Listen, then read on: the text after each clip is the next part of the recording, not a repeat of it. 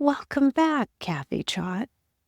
I feel like I should do a formal introduction like I do with everyone else. No introduction No, needed, we just roll into it. literally. I'm Yes. glad to be here. Well, it's lovely to have you back. We are getting better at doing a few more of these, and we decided because we talk about boundaries a lot, we thought that boundaries would be a really good topic because not only are they helpful with our kids who are struggling, they're also very helpful with other people in our lives, right? Like It- spouses and parents and siblings. It's really true because they're great. You know, our kids that are struggling is one thing, right? But when we have their family, we could almost practice. I hate to say that, that sounds so awful, but really, it is really difficult to create boundaries for our kids who are struggling. And sometimes it's best to start practicing with our spouses, for example. Yes, exactly. Well, before we do that, what's going on with you? What's happening in life? Just checking Life is in. good. I know Life is you had a good. 100th birthday party for your I father-in-law. did. We did. We had my father-in-law turned 100 years old, I which just was love that. so amazing. Yeah, it was great. And family all came from all over the country, all over the actually, and from across, the pond. We had some family come in from England, and his old war buddies were, one of them was there. Oh, He's a World War II vet. He fought for the Polish resistance. So it was super exciting, and boy, did he have a great time. We all had a great time, but it was just awesome to see him having just a wonderful weekend. We had a party, and we even golfed at Top Golf, and nice. And he I even saw you swung the club. dancing. I danced. I danced with my father-in-law. It That is was so great. awesome. Just a great thing. And he is just such a superhuman. One thing I love about him, and we always say, wonder why he's lived so long. But you know what? He lives a life of gratitude. I mean, all the time. He says, I wake up in the morning and I say, oh, thank you, God, for another day. And he goes to bed at night and he just asks for blessings on his families and how grateful he is to be alive. So, Amazing. isn't it? So Yes. anyway, yes, that Yeah, started off our summer. It's been really great. that's so And how great. about you? What's going on with you? Well, I just had my son with me last week, my former troublemaker, which is so nice to be able to put the word former there. Yeah. So that was amazing. And it really, talk about gratitude, man. When you wake up and that 26-year-old body now is laying in the bed, Right. healthy and not hungover, not under any sort of influence of any substance, and you're just having really meaningful time together, I have to pinch myself every day. I Oh, I really do. bet. I That's totally so do. special. Yeah, So six special. 6 years. So yeah, so that was pretty amazing. So I can't complain. But yeah, that's the check-in. That's a great check-in. Yeah, it was I guess we should move forward on this topic. right. I We've know. right? Could go a lot of other directions, but we won't. So boundaries. Why? I'm going to start out with a question to you. Why do you think so many parents struggle with setting and holding boundaries? Let's go, especially with the ones whose kids are using substances, since that's our Right. thing. Why do you think parents struggle with it so much? Wow. Well, I could just give my own personal feelings around it. They are hard. Boundaries are so difficult. And it can be confusing because, really, we often aren't sure what a boundary is when we start wanting to set boundaries. And so we can go into really what a boundary is. We can give a little brief lesson on that. But I just think they're really difficult. Personally, I had such a hard time. I mean, you know, I used to call myself the marshmallow. I was just so soft, and my kids knew that. And, and my husband, their dad would be really tough. And so the harder he got on them, I would get really soft. And I was also so scared to set boundaries. I just really was. So there's a lot of Like, things why around were that. you scared? What was the scary part about it? I guess I was just scared that I would lose my kids, that, setting a boundary and saying, you know, for example, you can't keep drugs in our home. What I was worried about was once I said that, they would say, fine, we're out of here and we're never going to be home. And, the reality was that happened without me setting that boundary. Right, right. Clearly, I didn't even really have to say it. They chose to not be around anyway. And, yeah, we did find drugs in the home, and we can talk later about that was one of the boundaries we set was no drugs in the home. Right. No, I think you're right. I like to ask what feels hard about it to people because I think sometimes we just say, "Oh, boundaries are so hard," but it's like, what's hard about it? But also, when I think back to my experience, I don't think I ever even knew that there was such a thing as a boundary. Like, I don't remember thinking, "Oh, I have weak boundaries," because I didn't even know what that was. So I think if you're listening and you're like, what are they talking about? That's normal. I think boundaries, maybe there's like more, the word gets thrown around a little bit more now just because sort of mental health is a little bit more out in the open. But for me, I had never heard the term. So it wasn't like, oh, yeah, I have weak boundaries. I just didn't know. I just didn't know that I didn't have them. And I'm trying to remember when that kind of terminology came into my awareness, which everything's so fuzzy that I don't remember. Probably when I finally got in regularly with the therapist.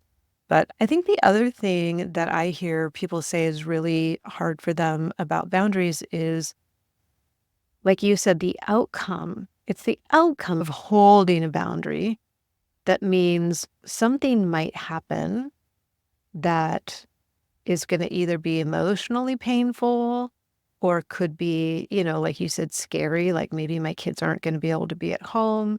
So it's often the natural consequence of holding a boundary that makes us avoid it because we're like, I know what's going to happen if I do this. Or also with substances, there's often emotional outbursts, right? And of course, we always talk about with like red lights and green lights. If it's a red light situation, if they're under the influence, this is not the time to communicate a boundary for Exactly. sure. But sometimes you don't know. And sometimes they're just kind of radically emotional and erratically emotional anyway.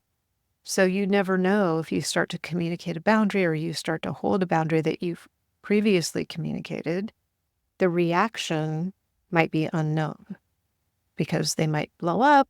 It could be a huge landmine. Like you just don't know.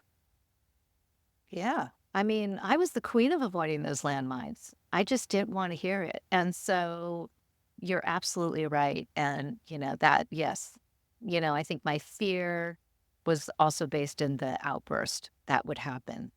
And it's interesting you say that you didn't know when that word, just kind of became that you realized what it was. And I should clarify that when I say that I was a marshmallow in my boundaries, I mean, I really didn't know that until after my kids had gone to treatment and talking to, having family therapy and realizing, oh boy, that's exactly what went on in my house. And Yeah. so, yeah, it's complex, but I will say this when you learn how to create a boundary, when you realize who they're for, and once you do it and you have a little bit of success, it feels so good. And then you want to keep doing it. You want to build on that. It's like you're exercising this amazing muscle and it gets stronger. And, you know, exercising it appropriately and knowing like, hey, it's okay that I can pull back a little bit here and having real conversations. It just seems once it's done, as done right, things get a little calmer, a little bit. Yes. It just gets a Absolutely. little easier. Why don't you? kind of give your definition or I guess your definition of what boundaries are and what they're not? I always love and I'll never forget when I joined this dream and you talked about being in the hula hoop, and that's where your boundaries imagine this hula hoop around you. And I like to, say that, but, obviously it has, if I were to do my own definition, it would be my own little spot of land. There's green grass around it. Your boundaries are for you. So I have a really beautiful white picket fence that I imagine that is around me. And it's just this really nice and serene area. And there is a gate in my picket fence. And so when I create a boundaries, I know that this is to protect and keep my world safe and healthy and what I want. And I'm not saying that you can't come inside.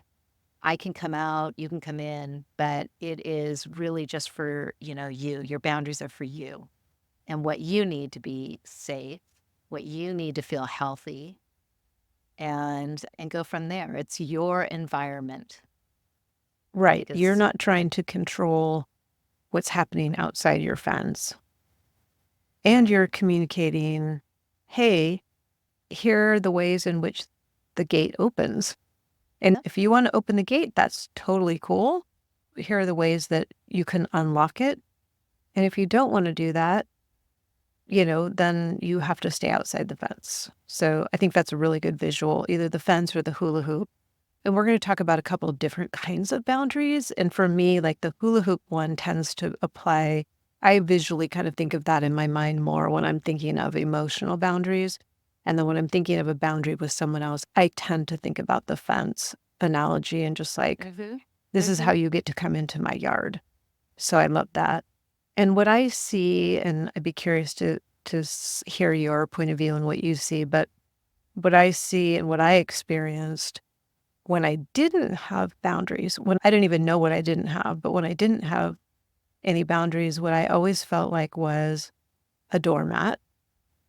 Like everybody, not everybody, a few people in my life were trampling over all the things that and I was even being very nice in requesting these things, right? But I felt like a doormat. I was always walking on eggshells. Like I just never knew when I was going to step in the wrong place and everything was going to become a mess. I had a lot of anger. Like it really was boiling up, boiling and boiling. And I'm a very patient person. So it probably took a lot longer to like surface than with other people. But then I would just explode. And my poor Oh, kids, yeah. even though, they were one of them in particular was causing mayhem, he didn't deserve me yelling and screaming at him. And I remember one time I just lost it. They had been playing Xbox for like 6 hours or something insane. And because I just let everybody walk all over me. I finally, at one point, I just like started yelling at them and I went over and I like unplugged the Xbox and I think I threw it across the room. That is not good. That is not a good. And sometimes people will say, well, I feel really mean when I hold a boundary, or I feel like that's mean. Well, what is mean is yelling at your kids and throwing their Xbox across the room. That Oh, yeah. is not healthy behavior. And not like you, right? That's No, so not like you. You no. sit there and you're thinking, what have I become? You know? Right.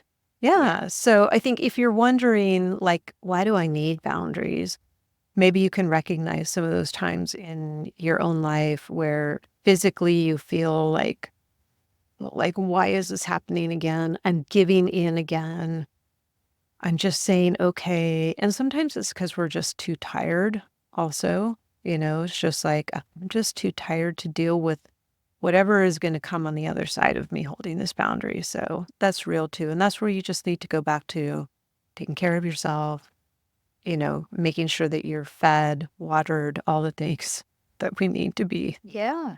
Yeah. And, So, and also breeding resentment, right? That's another emotion comes with it, right? There's so much resentment, not only with your kids, but seems like with everybody, that just, like you said, that anger, to me, it overflowed to everything. It just was, I was short with everybody. Mhm. And then that was then this emotional turmoil, this war inside me with trying to present myself as everything is fine, nothing to see here, Right. to what I was struggling with at home. And by the way, I'm also guilty for throwing an electronic across the room. If my kids are listening to this, I mean, I know my sons. Hey, I remember that. And I remember when I did it and thinking, what is wrong with me? What has gone so bad that I have gotten to this point? So anyway, I really resonate with what you just said and the doormat. I remember feeling really dumb, feeling like just not my best self. Yeah. Like, aren't I supposed to be the parent here? And why do I feel like I'm Absolutely. being bulldozed by this kid who's, in their teens or early 20s? And it's like, why are they running the household? And that's Exactly. it's like, wait a The minute, household, the relationships, everything. I everything. mean, as we know, I mean, our, you know, parental relationships, right? I felt like, again, that was that thing where I was home with them. My husband would come home, and here I am trying to, you know, tell him what was going on. And I felt like one of the kids at one, I just Yes, thought I lost my role completely. It was crazy. it It was is. absolutely, It is. It's the worst feeling. It is the worst feeling. And what was I going to say? There was something that you said that made me think of something. When we get to that point where we lose it and maybe we throw an electronic or perhaps a coffee cup, and I don't know, I only know my experience, but I felt like I had snapped at some point. Like you do step into this third person, like she is cozy right now, but you can't stop what you're doing. And I just think it's important to acknowledge that, because I think there's a lot of shame as a parent when you get to that point where you have let everything boil up to the point where you do lose it.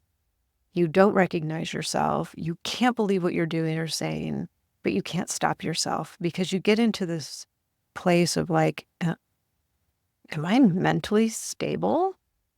yeah, So yeah, this is why, and I think a lot of times when people talk about boundaries, they don't talk about this. Like, this is why you really need boundaries, really good self care so that you don't get to that volcano point, because it is not good for anybody, especially our kids, to see that. So, okay. So you talked a little bit about what they are and they aren't. And I just want to add to that, that I think the most common thing that people think about when they think about boundaries is saying what in their mind is like, well, you can't do this or you can't do that. And if you do this, then right. this is going to happen. And what they're actually thinking about are ultimatums to try to control someone else's behavior, which is a 100% not a boundary. So like Cathy said, the boundary is for you. So it always starts with I, and it's not always about someone else. So we're going to give some examples of boundaries that we held in our families. But I just want to call out that there are emotional boundaries that we need to have, just as equally as important as boundaries with other people. And then there are some sort of, what I'm thinking of is, I don't, this is not a thing because we're not therapists, just to reiterate. We probably should always say Yes, that at the beginning of our I know. episodes. We really should. We're not. Not therapists. This is a parental sort of example, but I think of them as more attitudinal boundaries, and we'll talk about what those are. But to go back to the ultimatum thing, an ultimatum is you trying to control what someone else is going to do. And a boundary is Right. you controlling what's going on around you and how you are going to respond to different inputs from the world, not just your one child. Like if Cathy was talking about her white picket fence, and I'm sure you have lovely green grass in your Oh, yeah. garden that you're thinking about. And so if I come into Kathy's yard and I start letting my dog like poop all over her yard and I'm tearing up her grass and I'm, doing whatever, she's going to say, no, that's actually not okay. This is not how we treat our lawn. This is how we That's treat right. our lawn. If you would like to come into my yard and not bring your dog and not tear up my lawn, cool. But if that's your plan, go to my neighbor's yard. No, keep it in your own yard. Well, I would never say that, but train your dog, bring your doggy bags. Yeah. Right. Yeah. So I think that's just a kind of a non-child related example of what we're talking about, which is here are the conditions in which I interact in my world, and I need to feel safe and healthy and sane. And so if you're cool with those, we're in business. If you're not cool with those, we're going to need to wait until we can come to an agreement on those. And it doesn't mean that your boundaries can't shift. Like you said, sometimes you can adjust as long as they still work for you. So, Right. Right. yeah. And they always start with I. So, I made this, or I feel this way, and therefore this is what I'm going to do. So, let's give just a couple of examples because I think it's always easier to hear one that's real that either worked or didn't work, right? Because sometimes they don't and we have to Yeah. adjust. But do you have an example of one that you want to share that you had in your family and how that went? Yeah.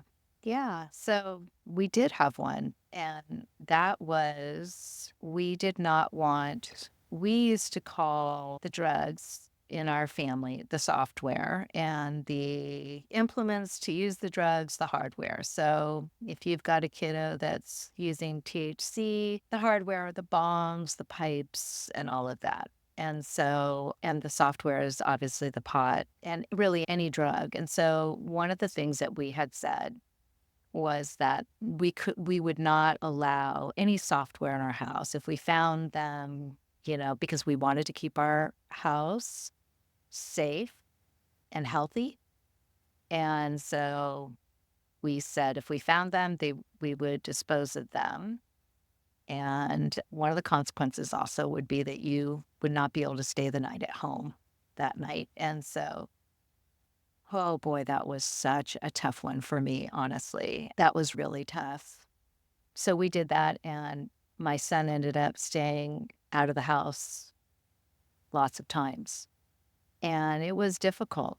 I almost felt so defeated every time I would find something. But the first time I remember, oh gosh, and I remember my husband and I tag teaming, oh, hey, we found something. And he'd be the one to have the conversation.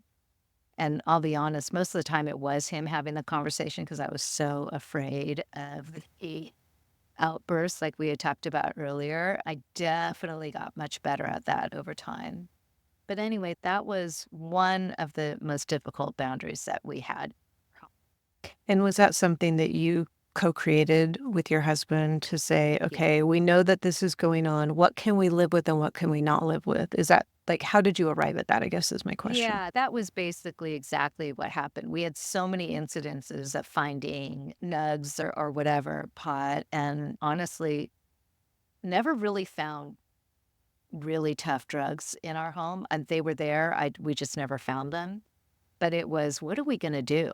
This keeps happening. What are we going to do? And then we'd hear, oh, these, implements that we use to smoke pot, they're so expensive. You can't tell us that we can't, where are we going to leave it? We can't leave it in the car or whatever. And so that's how we came to that boundary with our kids. And yes, it was definitely something that my husband and I talked about for a long time. We didn't, I was so scared to implement it. Right. Honestly, it took a long time, Right. but we finally did. Yeah. Well, a couple of things that I think are worth just highlighting is that first of all, you came up with it together so that it Mhm. wasn't one of you saying one thing and one of you saying the other. Another thing is that you took the time to figure out what you wanted it to be, because I think sometimes we feel like something happens. Okay, so in your case, we found a baggie of weed And right now we have to do something about it, like Right. right now.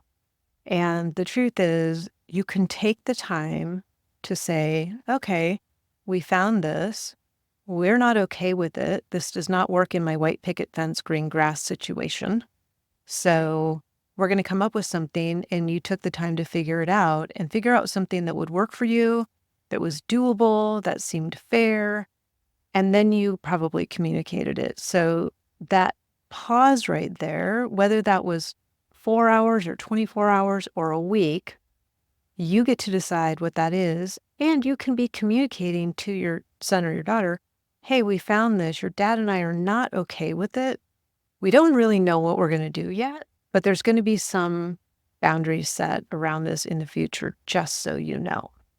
So that when you do Yeah. have the conversation, it's not like springing it on them at 3 in the morning when they're under the influence and you haven't slept, like huge red light situation, right? So I just wanted to highlight those things because I think that's really Yeah. important.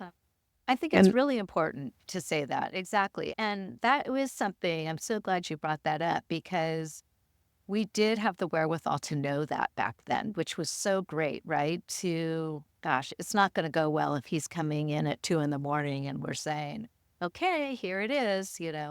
So we would. And, it's kind of what was nice is when you do say that to your kids, by the way, in a really calm way, like, hey, we found this. Try to take out all that emotion of your anger and your fear.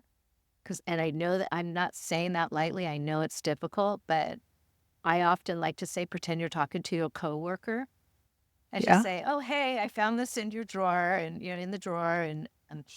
So it also kind of paved that way to have that conversation later. And it was a little more calm because they know what is coming. And I will say, when we first set out that boundary, my son took it really well. It was really good. Of course, I was bummed when it happened and he'd have to stay away, but at least he took the boundary and he followed it and he accepted that this is how we wanted our home to be. And it felt good. yeah. Well, a lot of it, like you said, is in the delivery. So if you have paved the road to say, your dad and I are talk about this. Or if you don't have a co-parent, I'm going to think about this. Maybe you talk with maybe you have a parent coach. Maybe you're in one of our communities and you can reach out and get some input and to say, once I figure out what I can live with, I'm going to let you know. We can talk about it. Then let's say it's 2 days later, you can go back and use the information sandwich and say, hey, would this be a good Hey, time to talk about how I found your weed the other night? And remember, I told you that we were going to talk about it again. So it's just so much better than the big, crazy emotional confrontation at 3 o'clock in the morning when nobody is in a good position to do it. And then you have something that you can actually work with and hold. And you've also been able to think through what are going to be, like you said, what are the consequences of me holding this? Wow, my son isn't going to be home. And that's going to make me nervous. So then you can start working on the how am I going to not be so nervous? And that's all the stuff that takes time to do.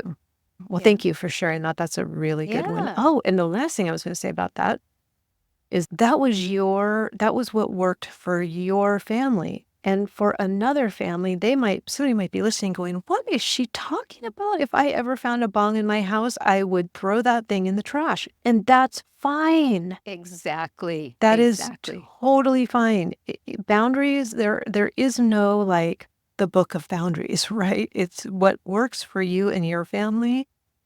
And so I just wanted to highlight that because some people might be going, why would she let them have a bong in the house? And it's because that's what worked for them. And if Right. that doesn't work for you, that's fine. And if maybe you're like, well, I don't care if they have weed in the house. I just don't want fentanyl in the house.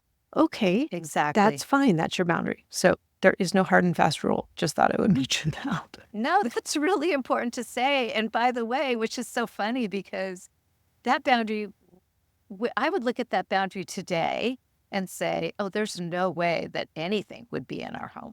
Right. So, so boundaries can change. over the years, and so I love that you just said that they are very personal. And so you're right. To one person, it's one way, and to another, just like you can never say, I would never do that because you never know.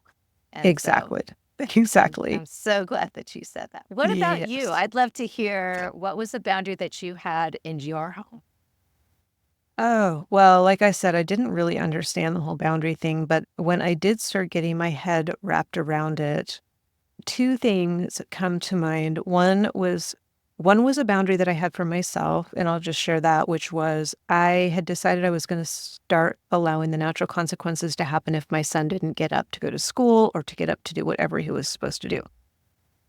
And I'm so crazy that I could not stop myself from going down. Even if I didn't go into his room and wake him up, I would go downstairs because I suddenly had to vacuum at 7 in the morning because I mean, it's Right. really embarrassing to admit these things. But anyway, so I was like, I can't keep waking him up. I need to let him figure this out. And the only way I could stop myself from doing that was either to leave the house and go on a walk or to get in the shower.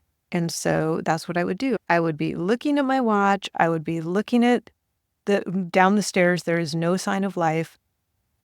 And I would just force myself. I would put that boundary around myself to say, I am not going to do this. Instead, I'm going to keep myself busy, which kept me more, eventually it got me more emotionally regulated. At first, it was just painful. I'm in the shower, just like, Did it feel so forced? Like, why am I doing this? I should be waking him up. I hear you. It feels so unnatural. it's the worst. It was the worst. But then it really didn't take long before I realized, first of all, he was like, "Mom, you don't wake me up." It's like, "No, that's why they invented alarm clocks, or that's why they invented alarms on your phone." And just me handing that responsibility back to him. And I told him that. I was like, "You know what, buddy? You're, 15 or whatever, however old he was. You are now responsible for waking yourself up. And I am really, I've talked about this before, kind of my apology is like, I am so sorry I've been treating you like you were two, because I did have to used to wake you up. So this is your thing now. Is there anything I can do to help you? Like, do you want an actual old fashioned alarm clock that you have to get up and turn off versus your phone, which is in bed with you? Or, so we talked about it, but I still was so neurotic that I would like try to go down and wake him up. So did the shower thing and that. And it started to have an impact, which is like what you said is when it starts to work, it is exactly like a diet or exercise. Once you start to see some results, it's like, oh, and sure enough, there would be times where I would come back from my walk with the little dog and he would be gone. Now, Yeah, sadly, he was usually not at school, but at least right? So, like baby steps. So that was exactly. one, that's an example of what I call kind of an emotional and attitudinal boundary, which is what am I going to do to protect myself and my own feelings and do what I know is right? The harder one, and I had to actually go to therapy for this one, the harder one was we were moving as a family, and I had set out the conditions under which my son would be able to move with us. And that included going to therapy, not using, or at least not using around me in the home, um, packing up his room. We'd lived there for 11 years, so there was a lot of Wow. stuff. Pack up your room and keep your bedroom. First of all, you have to be out of the house by 8 o'clock in the morning because realtors are going to come through and show the house. And I can't really have a Mhm. like zanned out kid in the bed. That That is probably not wouldn't a work. really good selling point. It's like, here's this lovely home. No, the drugged out kid in the basement does not come with the house. You Yeah, don't have to have yeah. him. So those were some of the conditions, right? Like get out of bed. You have to make your bed so the realtors can show your room. Well, he did none of those. So I was an absolute crazy person thinking, I'm at work thinking, oh my gosh, there's a realtor that's going to come to our house and my son is going to be dead to the world on Xanax in his bed. And that is going to be horrible. So we got to the day when we were moving and the pods were in the driveway full and the house was empty and he was curled up in a sleeping bag in the corner of his room saying, I'm not leaving my house. I'm not leaving my house. And I had to go through his room with trash bags and put everything from his childhood, everything from 11 years in those trash bags and say, you cannot move with us. And I cannot tell you the address of where we're moving to because I'm too scared of the people that you're hanging around, people that I know you're dealing with. And so that, took a lot of therapy to be able to do that, a lot of support from his dad and my parents and everybody else. But I just knew I had to hold that boundary. And again, it was the thought, it wasn't necessarily like saying that, it was the outcome of that and knowing that he didn't have anywhere to go and that he would Right. likely be. And this is what I often hear is, well, if I do that, then that's going to push him closer to the drug dealers, the users, whoever. But guess what? He would have done that anyway. So Yeah. just because I let him move with us wouldn't mean that he was going to stop seeing those guys or hanging out with them or dealing or whatever. So that was really hard. And I will say that if you are at the point where you have to hold a boundary that severe, get yourself some support, right? Don't try to do that alone and make sure that siblings understand, because here I have a son who is moving with us and now he can't tell his brother where we're moving to. So you've Right. got to make sure that I didn't do enough planning because I was too busy packing the house, but I should have done a little bit more work up front to prepare our other son for the fact that his brother would not be moving with us. But, have a therapist or a coach or a buddy or somebody who can hold you through that because that is torturous Right. for sure. The For stream, sure. stream, come join Yeah. us in Hopestream because I agree that is really so tough. And there's so many stories like yours, right? And it is so important to surround yourself with that community of people who get it and, extra added support of a therapist, a personal therapist is really important because like you say, our boundaries, they're for us and they for our whole family around us too, right? So, Yes. yes, it was for your son, but also it affected his brother. Yeah. Um, Well, and the thing, yeah, and financial consequence, right? right. And I should clarify that, I talked about the boundary starts with I or me. Yeah. And for me, it wasn't, so the way I phrased it probably wasn't super clear because I was like, you can't move with us. But what it was, I need to live in a home where I am not terrified every day that there are going to be drug dealers coming here, that you're going to be here under the influence, that I'm not going to have, that I have to be anxious every time I'm in my home. So that was the root of the boundary. And we'll talk about, we have a workshop that we do that goes through all of this because you have to root your boundaries in a value that you hold. And the value that I was holding was safety and peace in my home. And I had none of that when my son was living with us. And that same boundary would have applied to his stepdad or anybody who was going to be Absolutely. moving with us. It wasn't that it was only about him. It was, if anybody in our household is going to make our home unsafe, uncomfortable, potentially dangerous, that doesn't work for me. That's the green grass and the picket fence situation where Yep. actually, no, you can't come in here and let your dog poop on my grass. That's what the equivalent was. So, but in a very difficult situation. So, but yeah, the support is really important. So, those are just some examples of, I think the emotional ones we tend to forget about. So, I think I would just encourage people to think about those. What do you need to do for yourself to keep yourself emotionally regulated, physically regulated? So, you might need to have a boundary that says, I need to exercise 5 times a week in order to stay sane. Or I need to order a meal service 3 times a week so that I can nourish my body because I don't have the bandwidth mentally or physically to cook Right. right now. That doesn't mean you have to do that forever, right? How about let's talk about social media. I Oh my gosh. actually created a boundary around that too. And I love that I did that, and I still to this day do it, by the way. I mean, there are just certain times a year that for me, honestly, it's a little tough. And great place but I really feel that, it's so important to give yourself permission to say, "Hey, you know what? I'm either gonna hide some accounts or I'm just not gonna check, social media." Maybe it's prom and graduation time, maybe Right. whatever that is, Christmas. I mean, whatever that is for you, give yourself that grace, set a boundary around social media or whatever that is that might be affecting you because I think it's just so important. Those are some really tough times emotionally.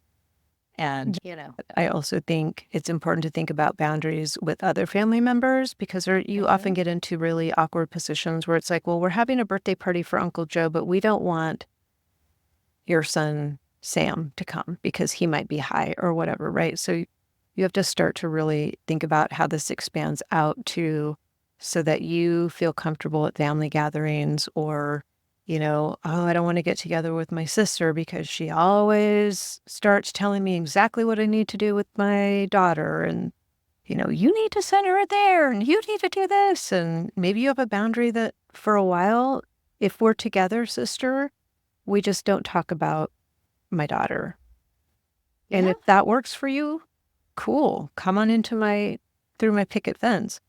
If you feel like you honestly need to tell me every time we're together what I need to do with my daughter, then I'm going to need to spend some time away from you for a little bit.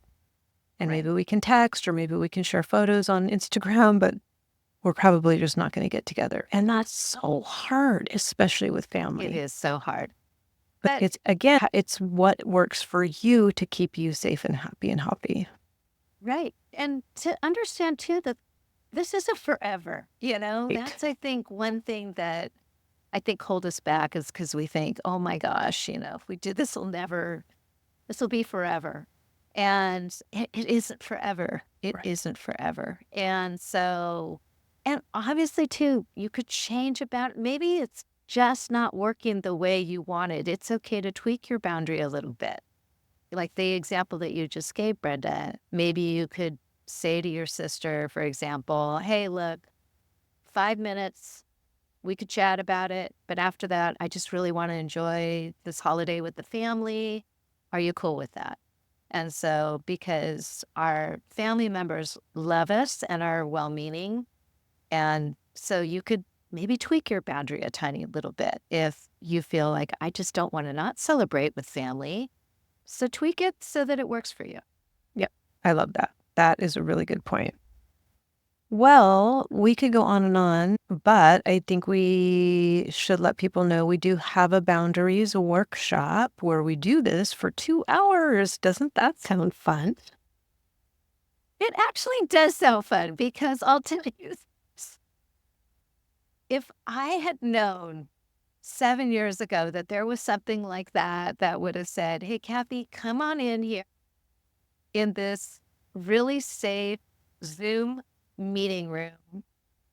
You could have your screen off if you want or whatever. You're going to have a nice cup of whatever you like to drink and just sit here and we're going to talk about something that is really difficult and we're going to guide you through it. I would have been all on board with that. So it is something that I think is a life-changing thing, and really, we just hope that, you sign up for it and come because don't be afraid.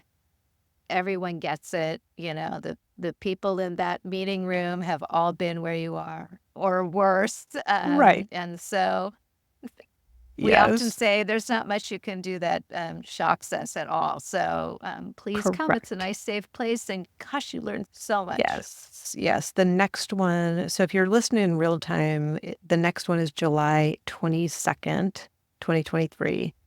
It is 2 hours. You can go to hopestreamcommunity.org and click on parents. You'll see a little thing that's a drop down that says learn with us, and then you can get all the information and sign up.